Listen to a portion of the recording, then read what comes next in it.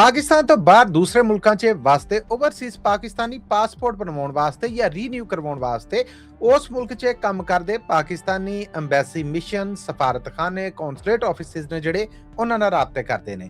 ਪਿਛਲੇ ਹਫਤੇ ਅਚਾਨਕ ਖਬਰ ਸਾਹਮਣੇ ਆਈ ਕਿ ਯੂਏਈ ਸਮੇਤ ਬਹੁਤ ਸਾਰੇ ਮੁਲਕਾਂ 'ਚ ਪਾਕਿਸਤਾਨੀ ਸਫਾਰਤਖਾਨਿਆਂ ਨੇ ਪਾਸਪੋਰਟ ਬਣਾਉਣ ਦਾ ਕੰਮ ਜਿਹੜਾ ਉਹਨੂੰ ਉੱਕਾ ਪੁੱਕਾ ਰੋਕ ਦਿੱਤਾ ਹੈ।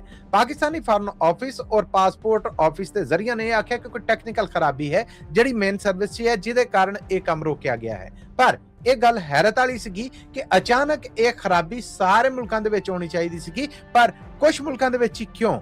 ਹੁਣ ਹੌਲੀ-ਹੌਲੀ ਗੱਲਾਂ ਇਹ ਸਾਹਮਣੇ ਆਈਆਂ ਨੇ ਕਿ ਅੰਬੈਸੀਆਂ ਦੇ ਅੰਦਰ ਕੰਮ ਕਰਦਾ ਉਹ ਸਟਾਫ ਜਿਹੜਾ ਪਾਸਪੋਰਟ ਬਣਾਉਂਦਾ ਹੈ, ਪਾਕਿਸਤਾਨੀ ਸਰਕਾਰ ਵੱਲੋਂ ਉਹਨਾਂ ਨੂੰ 3-3 ਮਹੀਨਿਆਂ ਦੀ ਤਨਖਾਹ ਨਹੀਂ ਦਿੱਤੀ ਗਈ। ਕੁਝ ਨੇ ਇਹ ਆਖਿਆ ਕਿ ਕਦੀ-ਕਦੀ ਤਨਖਾਹ ਟਾਈਮ ਸਿਰ ਆ ਜਾਂਦੀ ਹੈ, ਪਰ ਅਮੂਮਨ ਲੇਟ ਹੁੰਦੀ ਹੈ। 3-3 ਮਹੀਨਿਆਂ ਦੀਆਂ ਤਨਖਾਹਾਂ ਥੱਲੇ ਲੱਗਣ ਤੋਂ ਬਾਅਦ ਜਿਨ੍ਹਾਂ ਮੁਲਕਾਂ ਦੇ ਵਿੱਚ ਪਾਸਪੋਰਟ ਬਣਾਉਣ ਦੀ ਸਰਵਿਸ ਬੰਦ ਕੀਤੀ ਗਈ, ਉੱਥੇ ਪਾਸਪੋਰਟ ਅਮਲੇ ਨੇ ਹੜਤਾਲ ਕਰਤੀ ਸੀਗੀ, ਜਿਹਦੇ ਕਾਰਨ ਇਹ ਪਾਸਪੋਰਟ ਬਣਾਉਣ ਦੀ ਸਰਵਿਸ ਆ ਜਿਹੜੀ ਇਹ ਬੰਦ ਕੀਤੀ ਗਈ। ਹੁਣ ਆਖਿਆ ਕਿ ਇਹ ਸਰਵਿਸ ਬਹਾਲ ਹੋ ਗਈ ਹੈ।